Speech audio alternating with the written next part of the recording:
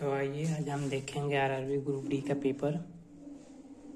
RRB group D का जो हुआ था 1 सितंबर 2022 को, ठीक है। 1 सितंबर 2022 को जो पेपर हुआ है उसका आज हम सॉल्यूशन देखेंगे, ठीक है।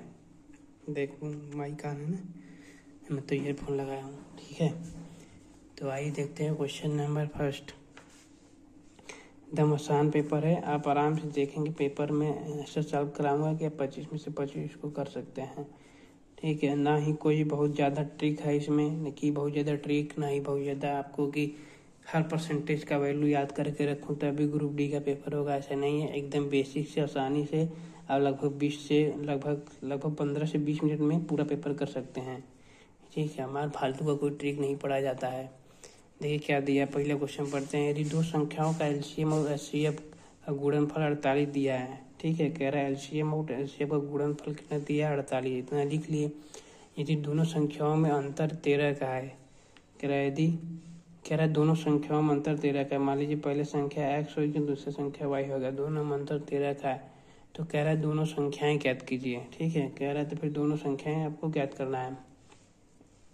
हम लोग एक फार्मूला जानते हैं, एलसीएम इंटू एचसीएफ बराबर दोनों संख्याओं का गुणनफल x इंटू वाई, ठीक है। यानी कि जब दोनों का गुणनफल 48 दे दिया है, यानी x इंटू वाई का मान दे दिया है, और मुझको x माइनस वाई का मान ही पता है, कितना है 13, ठीक है।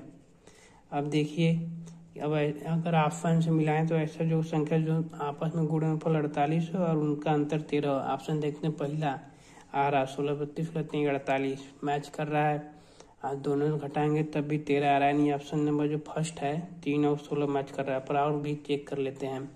17 11 और 24 मल्टीप्लाइंग करेंगे तो भी नहीं होगा, 4 और 17 का तो भी नहीं होगा, 12 और 25। देखिए ऑप्शन नंबर फर्स्ट का पहला ही सही है, यानी 3 और 6 16। आइए फिर देखते हैं क्वेश्चन नंबर सेकेंड। बस आपको आसानी से एकदम जितना मतलब आपको पता है, आपको तो ये वाला फार्मूला पता ही होगा, यानी कि एलसीएम और एचसीएफ का, यानी कि एलसीएम इंटू एचसीएफ बराबर पहली संख्या इंटू दूसरी संख्या। इसको तो आप याद करके रख लीजिए। एलसीएम एचसीएफ का ये तो एकदम कॉमन फार्मूला है, हमेशा आता है। आइए देखते हैं क्वेश्चन नंबर दूसरा। रानी एक गाउन को 3 घंटे में सिलती है। एक रानी है, एक गाउन को 3 घंटे में सिलती है, जबकि पद्मा उसी को 2 घंटे में सिलती है। उनमें से प्रत्येक प्रतिदिन 6 घंटे काम करती है। यदि उनके पास सिलाई के लिए ऐसे 52 गाउन का थोक आर्डर है तो रानी से शुरू करते हुए यदि वे एकांतर दिन में काम करते हैं तो वे कितने दिनों में कार्य को पूरा करेंगी। देख, ठीक है। रानी जो है एक गाउन को 3 घंटे में सिलती है, जबकि पद्मा जो उसे है उससे 2 घंटे में सिलती है, ठीक है। और उनमें से प्रत्येक प्रतिदिन 6 घंटे काम करता है। लगभग मान के चलो, अगर ये 6 घंटे ये काम करे, 6 घंटे 34 18 घंटा ये, 12 घंटा ये काम कर रहे हैं दोनों। यदि उनके पास सिलाई के लिए कुल 52 गाउन का थोक आर्डर है तो रानी से शुरू करते हुए यदि वे एकांतर दिनों में काम करती हैं तो कितने दिनों में कार्य को पूरा करेंगे, ठीक है। इनका पहले एफिशिएंसी निकालते हैं। 18 12 3 छक 18 2 छक्के 12 6 6 36 हो गया। 18 दूना 36 और 24 बैठने 36। इसका एलसीएम, इसका एफिशिएंसी 2 आ गया, इसका एफिशिएंसी 3 आ गया। यदि उनके पास सिलाई के लिए 52 गाउन का थोक आर्डर है, ठीक है, तो रानी से शुरू करते हुए यदि वे एकांतर दिनों में काम करें तो कितने दिनों में कार्य को पूरा करेंगी। उनको टोटल देखिए 52 गाउन बनाना है, मतलब उनको इतना ऑर्डर है। इसका एक सिलने में 3 घंटे ले रहा है, इसके सिलने में 2 घंटे ले रहे हैं। ऐसे नहीं करते हैं, पहले इसको मान रहा हूँ, इसको 3 घंटे ले रहे हैं, ये 2 घंटे ले रहे हैं, इनका एलसीएम 6, यानी कि इसको एक गाउन सिलने में 2 घंटे ले रहे हैं और पद्मा को सिलने में 3 घंटे लेगी एक गाउन, ठीक है। तो अगर मैं देखूं तो 3 2 5, यानी कि 5 घंटे में ये लोग 2 गाउन सिल दे रहे हैं, ठीक है। 5 घंटे में 2 गाउन सिल रहे हैं, प्रतिदिन 6 घंटे काम करते हैं। यानी कि ये भी 6 घंटे काम कर रही है, ये भी 6 घंटे काम कर रही है, यानी कि ये 6 यानी 1 घंटे में मतलब ये 1 दिन में कितना गाउन सिलेगी? 1 घंटे में 2 सिल रही है, यानी कि 6 घंटे में आपका 12 गाउन सिलेगी। और ये 3 घंटे में क्या सिलेगी? यानी एक घंटे 3 घंटे में एक सिल रही है, तो 6 घंटे में कितने सिलेगी? 3 घंटा मतलब 3 घंटे में यह एक सिल रही है, तो 6 घंटा में यह कितने आटो सिलेगी? केवल 2 ठो। ठीक है, मैं थोड़ा थोड़ा गड़बड़ा दे रहा हूँ, फिर से इसको सॉल्व कर रहा हूँ। देखिए, रानी 3 घंटे में, पद्मा 2 घंटे में एक एक गाउन सिल रही है। इनका एलसीएम लिया 3, 3 दूना 6, 6 गाउन प्रति घंटा, यानी 2 गाउन प्रति घंटा, और एक 3 गाउन प्रति घंटा सिल रही है। ठीक है, तो यानी कि अगर 6 घंटे ये लोग काम कर रहे हैं तो 6 घंटे में क्या ठो सिलेगी? ये 12 ठो, और ये 6 घंटे में क्या ठो सिलेगी? 6 घंटे काम करेगी तो 6 18, यानी कि यह प्रतिदिन ये 12 गाउन सिल रहा है या 18 गाउन सिल रहा है। ठीक है, एक दिन में। तो इन लोग के पास टोटल 52 गाउन का ऑर्डर है, तो कितने दिन में सिलेगी? तो देखिए, अगर शुरुआत कौन कर रहा है? यदि रानी से शुरू करे, यानी रानी सिल रही है, फिर पद्मा, फिर रानी, फिर पद्मा। ठीक है, तो रानी एक दिन में क्या सिल रही है? 12 सिलेगी, फिर ये 18 सिलेगी, फिर 12 सिलेगी 18, टोटल मुझको सिलना है कितना? 52। तो कितना हो गया? 12, 18, 20, 10, 30, 2 32, और 32।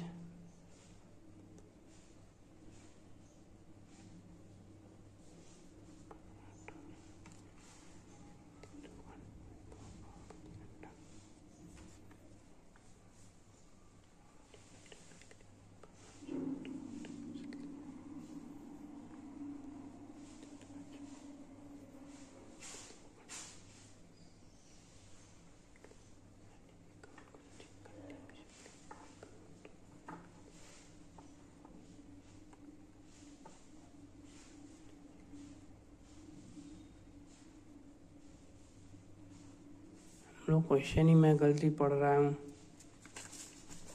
ऐसे नहीं करते हैं इसको। देखिए, और रानी जब 3 घंटे में एक सिलती है, वो तो नहीं बोल रहा है, एफिशिएंसी को नहीं दिया है वो। रानी एक गाउन को 3 घंटे में सिलती है, 6 घंटे में क्या गाउन सिल देगी? 2 गाउन। और अगर मैं पद्मा को देखूँ, पद्मा एक गाउन कैसे 2 घंटे में सिल रही है, यानी 6 घंटे में क्या सिल लेगी? 3 गाउन। ठीक है, तो अब जैसे कि रानी आ रही है, फिर पद्मा आ रही है। ठीक है, ये 2 सिलेगी, ये 3 सिलेगी, फिर रानी आएगी, 2 सिलेगी, फिर पद्मा आएगी, फिर रानी, पद्मा, फिर 3 सिलेगी, यानी कि ये लोग 2 दिन में 5 गाउन सिल रहे हैं। ठीक है, तो मुझे कितना गाउन सिलना है? 52। यानी मैं अगर 10 का मल्टीप्लाई करूँ कितना हो जाएगा? 50 गाउन। 50 गाउन कितने 20 दिन में सिल देंगी। ठीक है, तो फिर अगले दिन आएगी कौन? रानी, यानी 21वें दिन में रानी आएगी और आपका 2 गाउन और सिल देगी, यानी 52 गाउन हो गया। ठीक है, हो गया। ऑप्शन नंबर सी होगा 21 गाउन। मतलब कि आप देखते रहिए, मतलब कि ये मत देखिए कि मैं गड़बड़ा दिया, क्योंकि मैं कहीं ना कहीं से उसका आंसर लग के पहुँच जाऊँगा। बस क्वेश्चन पढ़िए और उसको देखिए क्या कह रहा है और उसको करते रहिए बस। आइए नेक्स्ट क्वेश्चन देखते हैं, क्वेश्चन नंबर 3। सरला और किशोर की आयु का योग 26 वर्ष है। ठीक है, एक सरला है और एक किशोर है, उनका आयु कितना है? 26 वर्ष है। ठीक, यदि 3 वर्ष पहले किशोर की आयु सरला की आयु की 3/2 गुनी थी, यानी कि 3 साल पहले सरला की आयु कितनी होगी? जैसे मान लो अगर तुम्हारा आज आयु 10 वर्ष है, यानी 3 साल पहले कितना होगा? 7 वर्ष। यानी क्या कियो? 10 में से 3 घटा दियो, यानी सरला का आयु 3 वर्ष पहले कितनी होगी? S-3।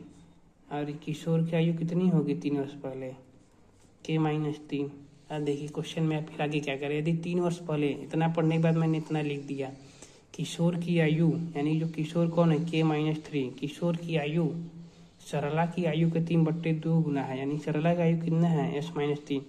का 3/2 गुना है। ठीक है, क्वेश्चन में नहीं बोला क्या करना है, किशोर का आयु सरला की आयु का 3/2 गुना है। हो गया, इसको सॉल्व कर लेंगे। k-3 3s-9 अपान में 1/2, फिर 2 से इधर मल्टीप्लाई करेंगे तो 2k-6 3s-9 2k-3s -9 और +6 -3 3s-2 के इक्वल टू 3।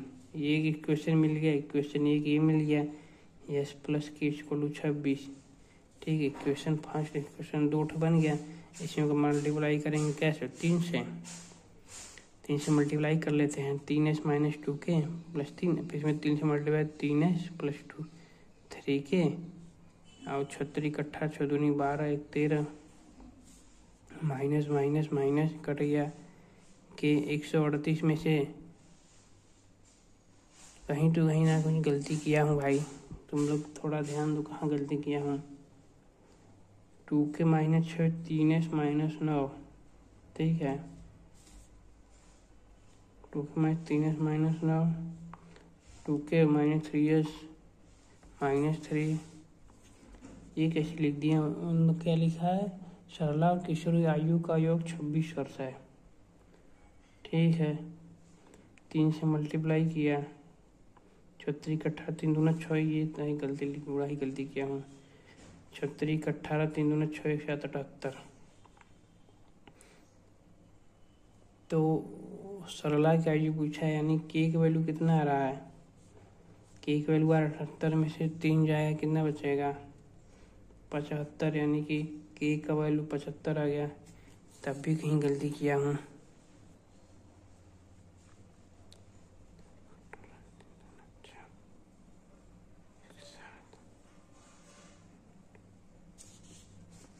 एक काम करते हैं, फिर से काट के करते हैं, गलतियाँ तो होती रहती है। ठीक है, सरला और किशोर की आयु का योग 26 वर्ष है। 3 वर्ष पहले सरला की आयु किशोर की आयु का 3/2 गुना है। ठीक है, यानी 2s - 6 3k - 9 2s - 3k equal to -3, यानी 3k - 2s इक्वल टू कितना हो जाएगा 3। इस इक्वेशन में मैं क्या करता हूँ, 3 से गुणा कर देता हूँ, यानी 3k प्लस में 3s बराबर 36 18 3 दूना 6 1 7 माइनस माइनस माइनस, ये कट गया, यहाँ से आएगा -5s, यहाँ से -75, यानी एस सरला की आयु कितनी आ रही है 5 1 5 50 25 15 वर्ष। ठीक है, तो सरला किसका पूछा है, सरला का पूछा है। 5 1 5 50 25 15 वर्ष।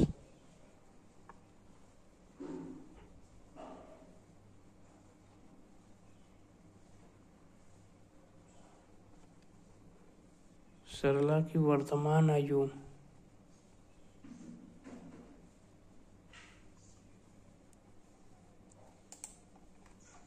11 वर्ष दिया है। आंसर कैसे,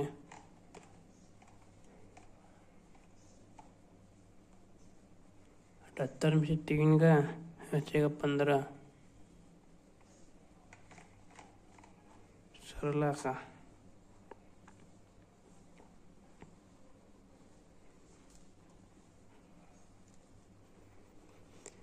हिंदी 3 वर्ष पहले किशोर की आयु, ओहो यहाँ से मैं गलती देखी बना दिया सब क्वेश्चन।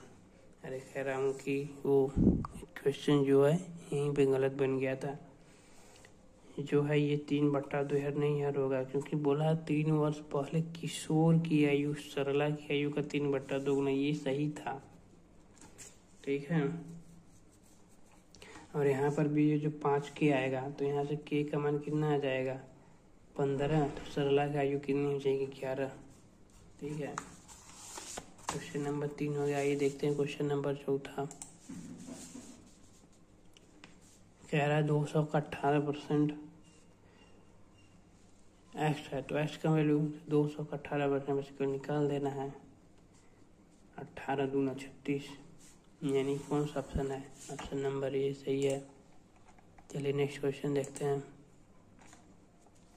यदि निर्माता को 12% का लाभ हुआ, थोक व्यापारियों को 15% का लाभ हुआ, खुदरा विक्रेता को 20% का लाभ होता है, तो एक मेज के उत्पादन का मूल्य ज्ञात करें जिसका खुदरा मूल्य 15,456 रुपये है।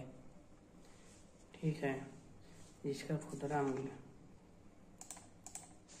देखते हैं। द रिटेल प्राइस यानी उसको जो बेचा जा रहा है 15,456 रुपये में, कुछ नहीं करना है। मान लो उसका कास्ट प्राइस यानी कि जो इसका जो प्रोडक्शन एक्स था उसमें जब 12% का लाभ हुआ यानी 112/100 कर देंगे।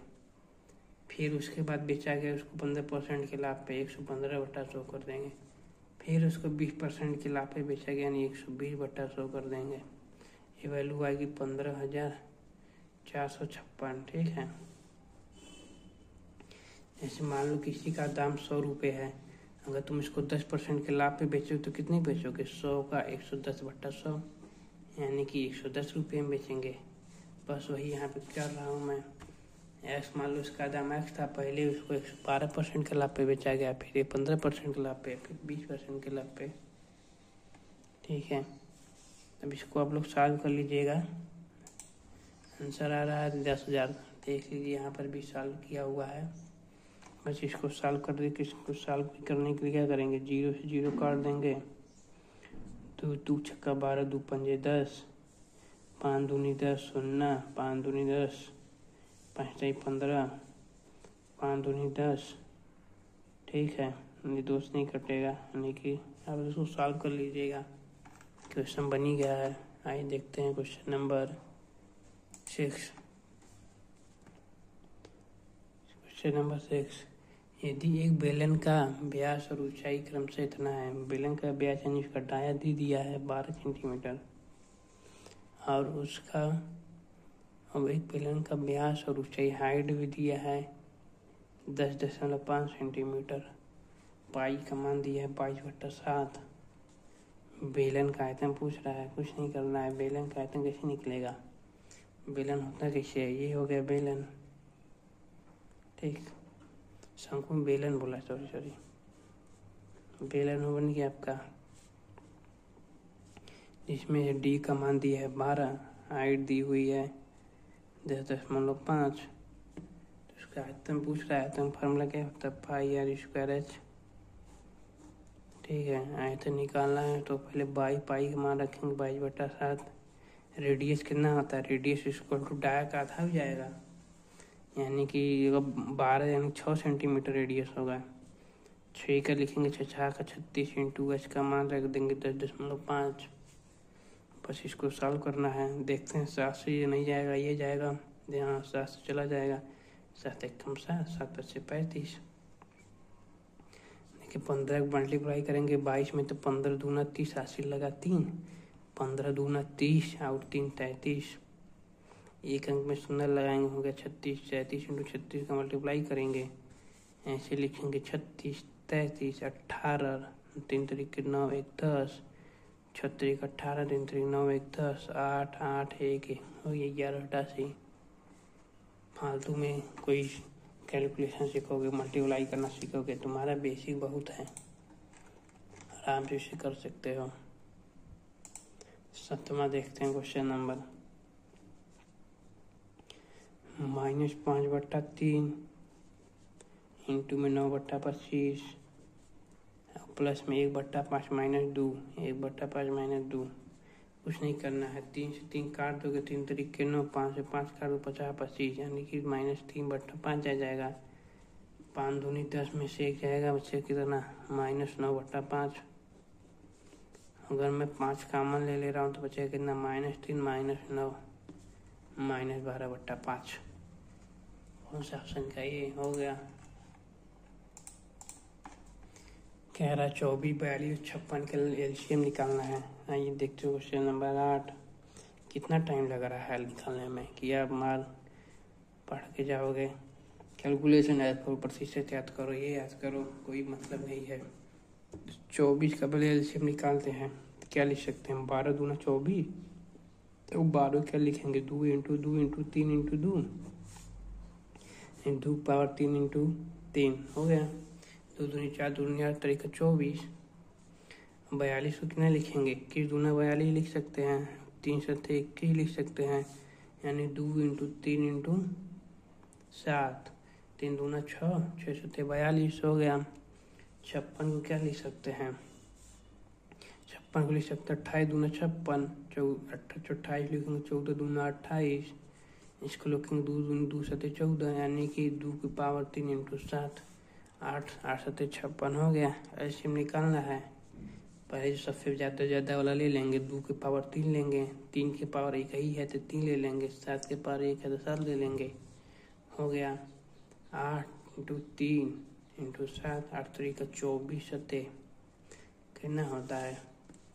4 सत्ते 28, 7 का 28, 7 दूनी 14 और 2 16, 168 सी हो गया। आइए नेक्स्ट क्वेश्चन देखते हैं, क्वेश्चन नंबर 9। कह रहा है साइन स्क्वायर ए अपन में 1 माइनस cos ए का मान बताइए। आप लोग एक फार्मूला याद है कोई जो याद पढ़ा गया होगा? साइन स्क्वायर ए प्लस में cos स्क्वायर ए बराबर 1। तो साइन स्क्वायर ए को लिख सकते हैं 1 माइनस में cos स्क्वायर ए। 1 माइनस cos स्क्वायर क्या लिख सकते हो? ए स्क्वायर माइनस बी स्क्वायर वाला फार्मूला लगाएंगे, ए माइनस बी, ए प्लस बी। इसको लिखेंगे 1 माइनस में cos ए, 1 प्लस में cos ए, ठीक है। तो 1 माइनस में cos ए और 1 प्लस में cos ए, फिर अपन में 1 माइनस में cos ए, 1 माइनस cos ए कट गया, बचेगा कितना? 1 प्लस cos ए, हो गया ऑप्शन सी सही। इसमें कौन सा रॉकेट साइन लगा रहे हो? एक फार्मूला उसके लिस्ट में याद रखे रहो, हो गया। आइए देखते हैं क्वेश्चन नंबर 10। कुछ नहीं करना है इसको, बस तो केवल सॉल्व कर देना। 3 इंटू 9x का क्यूब माइनस में 6x स्क्वायर प्लस में 30 माइनस में 9 3x square minus 2x plus 30। अब इसको सॉल्व करो, पहले गुणा कर लो 3 के मल्टीप्लाई इसमें, 9 3 27 ऐसा क्यूब 18x स्क्वायर, 3 3 के 90, 9 3 27 x स्क्वायर, x का क्यूब है ये, 2x है, ठीक है। 9 दूना 18x, माइनस माइनस प्लस हो जाता है, माइनस प्लस माइनस हो जाएगा, 9 3 27 270। जो कट रहा है पहले उसे उड़ा देते हैं, 27 27 चला गया, और कट रहा है माइनस 18x स्क्वायर, और तो 9x क्यों minus 6 square plus 30 minus 9 minus 6 ये 18x है, ठीक है। इसमें एक्स का कोई टर्म नहीं है तो क्या बचेगा? माइनस 18x स्क्वायर प्लस में 18x, 90 में 270 में से 90 जाए कितना बचेगा? 180 माइनस 180, 18 कामन ले लेंगे, मान लो माइनस 18 कामन लेंगे, कितना बचेगा? Minus x square minus x plus में 10। ऑप्शन नंबर डी मिल गया आंसर। ये वाला आपको याद है कि नहीं? प्लस इंटू प्लस कितना होगा? प्लस, प्लस इंटू माइनस कितना होगा? माइनस, माइनस इंटू माइनस कितना होता है? प्लस, ठीक है। इतना आप लोग याद रखे रहिएगा, तो बहुत बेसिक है लेकिन बता दे रहा हूँ। 10 हो या 11 देखते हैं, क्वेश्चन नंबर 11। 11 क्या क्या है कि ABCD एक ट्रायंगल बना हुआ है, पहले ट्रायंगल बना लेते हैं। A है, B है, एक लाइन खींचा पड़ा है, फिर यहाँ इसका एंगल दिया है 62 डिग्री, ये 90 डिग्री है, ये W कुछ लिखा है, ये C है, एक यहाँ पे और लाइन दिया है, यहाँ पर भी ऐसे लाइन खींच दिया, ठीक है। पॉइंट ही है। क्या कहा है? यदि ABCD पैरेलल है, AB और CD, यानी कि तुम्हारा AB हो गया और ये तुम्हारा CD हो गया, दोनों पैरेलल है, यानी कि ये वाली लाइन पैरेलल लाइन किसे कहते हैं? जो समानांतर होगा और इनकी दूरी कभी भी मिलती नहीं है, पैरेलल हो गया। अब कह रहा है सी डी ई एफ ही पैरेलल है, यानी सी डी ई एफ यानी ये तीनों आपस में समानांतर है, ठीक है, यानी पैरेलल लाइन है। यदि ये तार देखो ये 62 डिग्री है, पूछा क्या है, डब्लू का मान बताया, यानी इसका मान बताना है। देखिए ये 62 डिग्री है तो ये अपने आप 62 डिग्री हो जाएगा। कैसे शीर्षाभिमुख हो जाता है, ये वाली और ये वाली कोण बराबर होती है। नहीं भी याद हो यार तो भी तुम अनुमान लगा सकते हो, जैसे कि कोई भी हो तो ये बराबर होगा ही, ये बराबर होगा ही। तुमको देखने नहीं लग रहा है, तुम कैसे भी खींच लो, मान लो कि ऐसे से खींच लो तो भी कहोगे ये बराबर है, कैसे भी खींच लो, ऐसे से खींच लो तब वो कहोगे ये बराबर है, ठीक है। 62 डिग्री हो गया, ये पैरेलल है, ठीक है, तो ये भी जैसे सीधे गया है तो ये भी सीधे जाएगा, ये भी परपेंडिकुलर है तो ये भी परपेंडिकुलर हो गया, यानी 90 हो गया। तो बस इसका मान पूछा है तो क्या होगा, ट्रायंगल में तीनों का कोण 180 होता है, यानी कि कोण सी प्लस कोण ई और प्लस में कोण जी इक्वल टू 180 डिग्री, और 62 प्लस में 90 और प्लस में जो भी है डब्लू इक्वल टू 180। 62 90 कितना हो जाएगा, 2 15 प्लस में डब्लू इक्वल टू 180, यानी डब्लू मान कितना आएगा 152 180, यानी आपका आएगा 28 डिग्री। हो गया ऑप्शन नंबर ए सही है। आइए क्वेश्चन देखते हैं 12। यदि यान 30 किमी प्रति घंटे से 90 किलोमीटर जाता है और 60 किमी प्रति घंटे से लौट जाता है तो उसका औसत ज्ञात चाहिए। बस एवरेज का फार्मूला तुमको याद होना चाहिए, टोटल डिस्टेंस अपन में टोटल टाइम कितना लगता है। अब टोटल डिस्टेंस कितना जाएगा, 90 किलोमीटर जा रहा है 90 किलोमीटर आ रहा है, टोटल हो गया 180 किलोमीटर। कुल टाइम कितना लगेगा, समय बराबर होता है दूरी बटा चाल। एक में जा रहा है 90 से 30 किमी प्रति घंटा, यानी 3 घंटा लगेगा। आते वक्त कितना लगेगा, आते वक्त 90 से ज़्यादा 90 किमी 60 किमी प्रति घंटा, 3/2 घंटा यानी 1.5 घंटा लगेगा। 3 2 5 5.5 घंटा लग रहा है, ठीक है। बस अब इसको काट दो, आंसर आ जाएगा। 5 एकम 5 5 एकम 5 5 छक्का 30, 5 से 15 और बचेगा कितना 3, 5 छक्का 30। टोटल टाइम 3 + 3/2, 3 दूना 6 6 3 9, यानी कि 180। 3 दूना 6 3 9, 9 × 2 9 दूना 18 20 40 लग रहा है, 40 किमी प्रति घंटा औसत हो गया उसका। ये गलती लिखा था मैं 5, ठीक है, अभी मैं गलती काटने में कर रहा हूँ, काटने में गलती कर रहा हूँ, ठीक है। कोई फार्मूला नहीं है अभी तक, मैं बस जितना बेसिक फार्मूला वही लगा रहा हूँ, कोई इतना ही कोई ये फार्मूला वो सब रटवाते हैं कि रट लो 2 × S1 × S2 / S1 + S2, क्यों रटूँ भाई मैं, जब सिंपल वे से हो जाता है। तो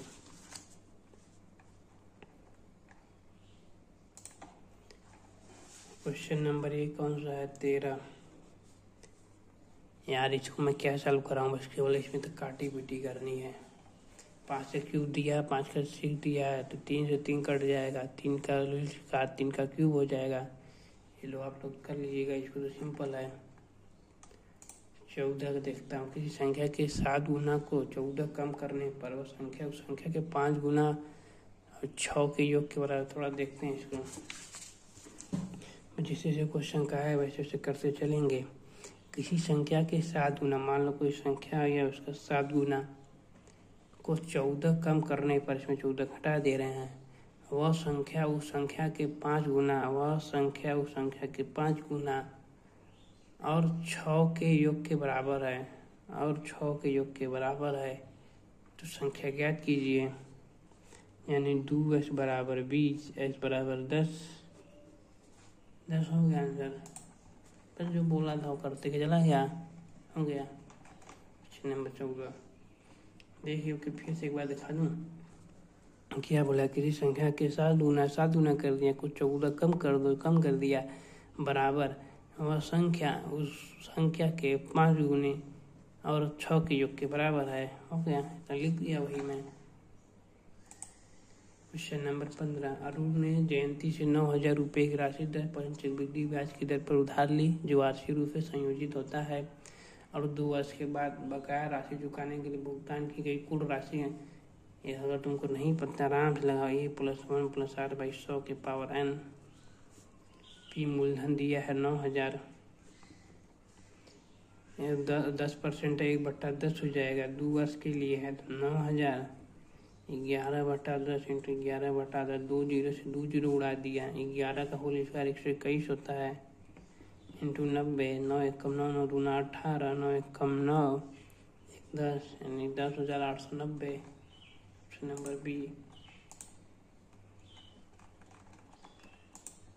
ये क्या है? 2 अंकों की संख्या और अंकों पलटने पर प्राप्त संख्या 99 है का योग 99 है। यदि संख्या के अंकों के अंतर 5 है तो 2 अंकों की संख्या क्या होगी? इसको थोड़ा ना ऑप्शन से भी कर सकते हैं, देखते हैं। यदि संख्या के अंकों का में अंतर 5 का अंतर है, देखिए ए में अंतर है 5 का है, इसमें नहीं है, इसमें है, इसमें है, यानी कि बी तो गया, ए बी सी डी में से बी गया। 2 अंकों की संख्या और अंकों को पलटने पर प्राप्त संख्या का योग 99 है। एक 83 है, अब पलट दो तो कितना हो जाएगा? 38 का योग। देखिए 11 8 2 10 12 1 13 नहीं हो रहा है। 2 अंक है और अंकों पलटने पर प्राप्त योग, मान लीजिए कह रहा 83 है तो अंकों पलट दो, योग उनका योग 99 होना चाहिए, यानी ये भी गया। अब देखते हैं सी चेक करते हैं, 27 और 72 है, 9 9 ये हो रहा है। डी चेक कर लो, 16 61 है, नहीं हो रहा है, ऑप्शन नंबर सी सही हो गया। वैसे इसको बेसिस से लगाना हो तो कैसे लगाओगे? मान लेंगे कि पहली संख्या 10b + a है, दूसरी संख्या 10a - b है, ठीक है। जैसे कि इसे कैसे मानोगे? जैसे कि मान लो कोई है कि संख्या 38, ठीक है, इसको कैसे लिखोगे? इसको लिखो कितना? 30b + 8, ठीक। अब अगर इसको पलट दोगे तो क्या लिखोगे? 10 × 8 माइनस 10 × 8 माइनस में 10 × 8 माइनस, ऐसे कि अगर मान लो और 83 लिखना हो तो क्या लिखोगे? 10a - b, बस इसका योग दे दिया है 99। इसको सॉल्व कर लेंगे कि क्वेश्चन ये बना लेंगे। यदि संख्याओं के में अंतर कितना है? अंतर 5 का है, तो फिर से लिखेंगे 10b + a अंदर में 10a + b = 5। 2 इस क्वेश्चन मानेंगे, हो जाएगा। 17 देखते हैं। 8 पुरुष और 6 महिलाएं एक कार्य को 5 दिन में करती हैं। 8 मैन 6 वुमेन एक काम को 5 दिन में कर रही हैं। हम 6 पुरुष 8 वुमेन एक काम को 5 दिन में कर रही हैं, तो 7 मैन 7 वुमेन कितने दिनों में करेंगी? बहुत सिंपल है, कुछ नहीं करना है, बस केवल निकालो वो रेशियो मैन और वुमेन का। कैसे निकालोगे? इसका इसमें मल्टीप्लाई कर दो, इसका इसमें मल्टीप्लाई कर दो, यानी 8 मैन 6 वुमेन × 5, 6 मैन 8 वुमेन = 5। बस यहाँ से मैन और वुमेन का रेशियो निकालोगे। मान ली 2/3 आता है, यहाँ आ जाएगा, रख दोगे 2/3, 2 एक में से 3 इसमें रखोगे और 1 इसमें से ले लेना और एक इक्वेशन बना लेना, हो जाएगा सॉल्व। समझ गए कि नहीं? जैसे कि मान लो दिया रहता 5 वुमेन एक काम को 10 दिन में कर रहे, तो 3 वुमेन कितने दिन में करेंगे? ऐसे बताओगे, फिर ऐसे ऐसे करके गुणा करके निकाल लोगे। तो यही काम करना है, पहले मैन और वुमेन का वो निकाल लोगे रेशियो, मैन का यहाँ पे, वुमेन का यहाँ पे, ठीक है। 17 18 देखते हैं। x - 5 इतने का मूल निकालना है। x - 5 का होल स्क्वायर = 5x + 11 का मूल निकालना है, कुछ नहीं करना है। x² + 25 माइनस में 10x = 5x + 11 ए माइनस बी का होल स्क्वायर का फार्मूला लगा दिया। S square -10 S plus 25 -5 S -11 बराबर 0। इसको इधर ले आया, यानी 5 एस को जब इधर आएगा माइनस 5, 11 इधर आएगा तो -11। एस स्क्वायर -15 एच, फिर माइनस में 4 14 इसको 0।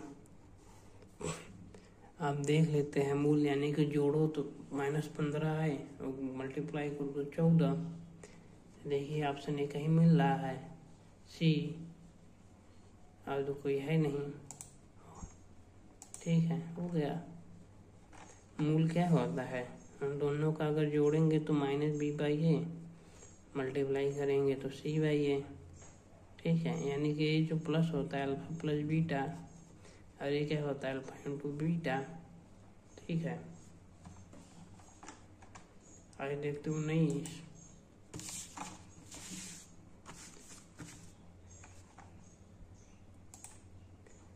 दो संख्याओं का अनुपात दिया है।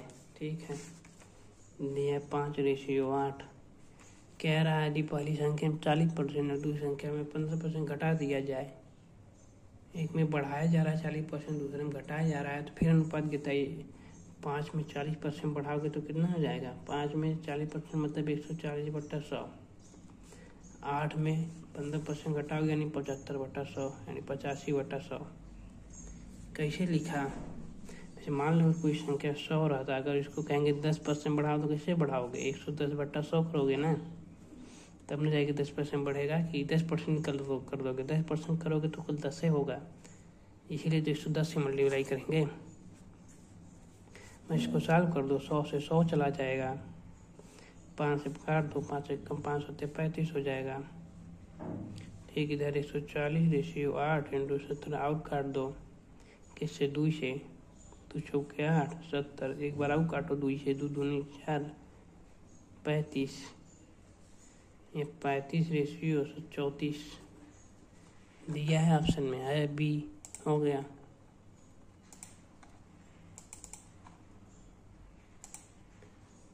ये त्रिभुज है ABC, यदि कोणों का अनुपात इतना है तो कोण ज्ञात कीजिए। कितना सिंपल क्वेश्चन है। तीन कोणों का अनुपात 4:3:5। हम जानते हैं किसी भी ट्रायंगल का सम का योग कितना होता है, 180। 180 के नीचे लिखेंगे 4 3 7 3 10 12। किसका पूछा है, सबका आगे फिर 4 का मल्टीप्लाई करेंगे, फिर 180/12 फिर 3 का मल्टीप्लाई करेंगे, 180/12 फिर 5 का मल्टीप्लाई करेंगे, जो वैल्यू आएगा वही इसका आंसर होगा। ठीक है, ऐसे भी देखेंगे ऑप्शन नंबर 1 हो नहीं सकता, 2 भी नहीं हो सकता, अब 4 3 7 पर ये भी नहीं होगा। ऑप्शन सी आंसर सही है, क्योंकि तीनों का योग 180 होता है, तीनों में 180 नहीं है, इसका तो हो ही नहीं सकता। इसका देख रहे हो, 70 दूनी 140, 40 3 70 50 120, खत्म कहानी। द्विघात समीकरण के मूल दिए हैं, इक्वेशन बताना है, कोई कुछ करना ही नहीं है। मूल दिया है यानी कि 1 का 3 दिया नहीं, अल्फा 3 दे दिया है, बीटा -2 दे दिया है।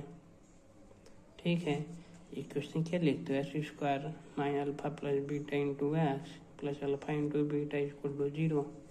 बस यही मान उठा रख देना है यहाँ पे।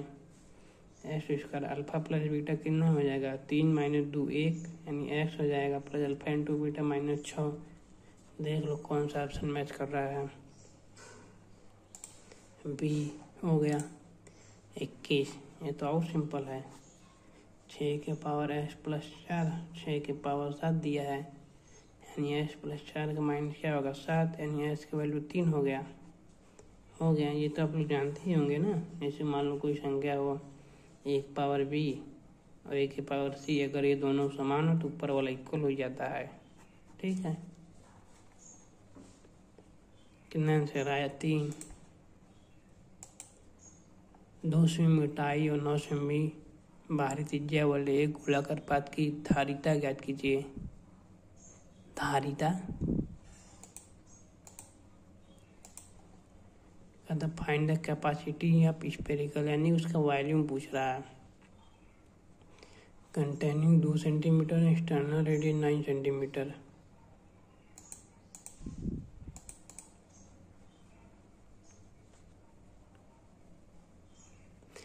यानी कि सुधारित पूछ रहा है, यानी वॉल्यूम पूछ रहा है। वॉल्यूम मतलब खोखला गोला का वॉल्यूम कितना हो जाएगा, 2 है। वॉल्यूम होता है 4/3 पाई आर क्यूब। एक कैपिटल लेंगे, फिर घटा देंगे छोटे वाले का, आ जाएगा वॉल्यूम। वॉल्यूम क्या होता है, मान लो कोई गोला है ऐसे इतना बड़ा, ठीक है, ऐसे है, तो पहले से इसे बाहर यहाँ तक मान लो उसकी मोटाई दिया है ये 9 सेंटीमीटर, ठीक है। तो यानी कि अगर मैं इसे पूरा मान लो गोला है, तो इस पूरे वॉल्यूम में से पहले पूरा जो है निकालेंगे इसका वॉल्यूम, फिर इसमें से छोटे वॉल्यूम का वॉल्यूम घटा देंगे ये, तो आ जाएगा उसका वॉल्यूम, ठीक है। समझ गए ना। जो मान लो कि जैसे मान लो इसको गोला समझ लो, ठीक है। ये नहीं और दूसरा देखते हैं कुछ, समझ गए कि नहीं। ऐसे घटा देंगे दोनों को वॉल्यूम, पहले बाहर कर मतलब इस यहाँ से लेके वॉल्यूम निकालेंगे, फिर इसके बाद इस अंदर का वॉल्यूम निकालेंगे, फिर दोनों घटा देंगे।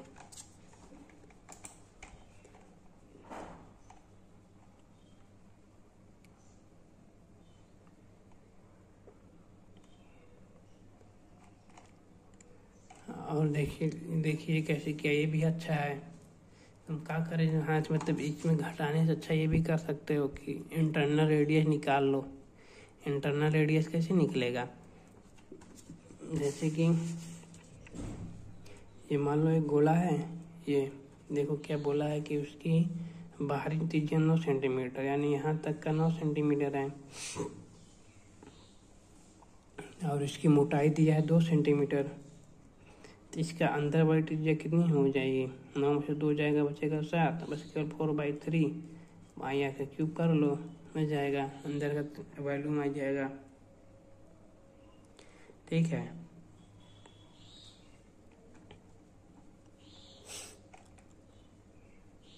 और मैं जो बता रहा था वो थोड़ा सॉरी यार गलती हो जाता है, वो जानते हो कौन सा वॉल्यूम निकलता है, ये वाली वॉल्यूम आता, समझ रहे हो। और बस केवल धारिता पूछा था, यानी कि वो अंदर कितना पानी आएगा उस गोले के अंदर। मैं वो जो बता रहा था वो सॉरी गलती था, क्योंकि अगर तुम घटाओगे तो बाहर वाले जो छोटा वाला घटाओगे तो कौन सा वॉल्यूम आएगा, ये वाली आएगी ना, ठीक है। और मैं गलत था, यानी कि तुमको इंटरनल बस को रेडियस निकालना था।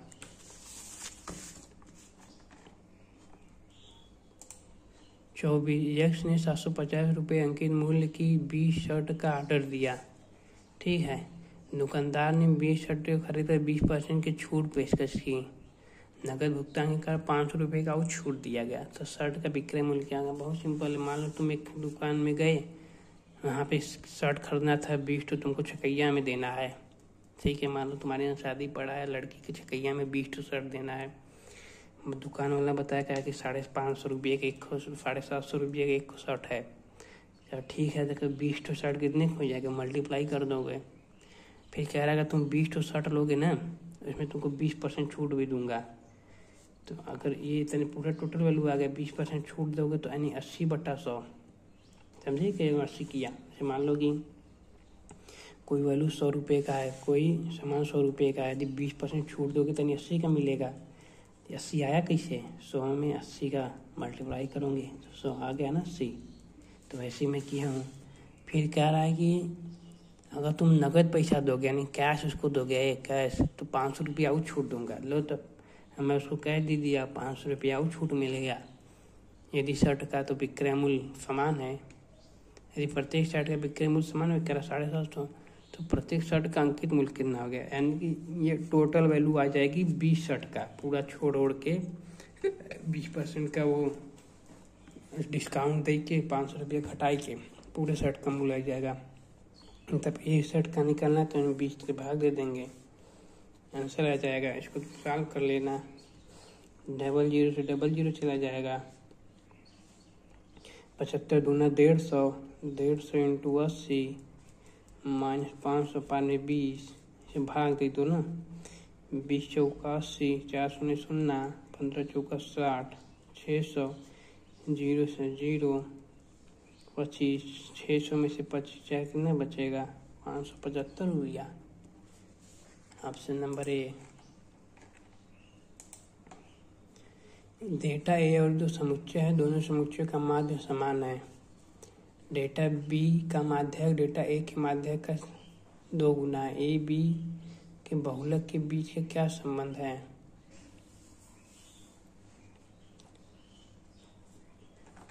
तो समुच्चय है, ठीक है। थोड़ा देखता हूँ एक बार और फिर से इंग्लिश में। There are two set of data A and B, the mean of the both set is same. यानी कह रहा हूँ जो माध्य है दोनों का सेम है। The median of data B is twice of the medium of data A. जो माध्य है समान है, जो माध्यिका है वो ए का मतलब the medium of the B is twice the medium of A. यानी कि जो ए का माध्यिका है वो मतलब बी का जो है वो 2 गुना है ए के। The relationship between modes of set A and B, कुछ नहीं करना है। ये 2 ठीक क्वेश्चन बना लिए। अब एक फार्मूला जानते हो, बहुलक बराबर कितना होता है 3 माध्यिका -2 माध्य। अब 2 इक्वेशन बनाओ। कहते the relation between the modes of A, यानी उन बहुलक में रिलेशन क्या होगा। पहले का बहुलक निकालो, दूसरे का बहुलक निकालो, फिर देख लो क्या उन दोनों में रिलेशन है। ठीक है, हो गया आपका ये भी। ये आप लोग करके नीचे कमेंट करिएगा, ठीक है। ये भी किया होगा वैसे समीकरण 1-2 बनाया है, सॉल्व किया। आप लोग देख लीजिए यहाँ पर भी और अपने से करिएगा। नहीं आएगा तो फिर बताइएगा।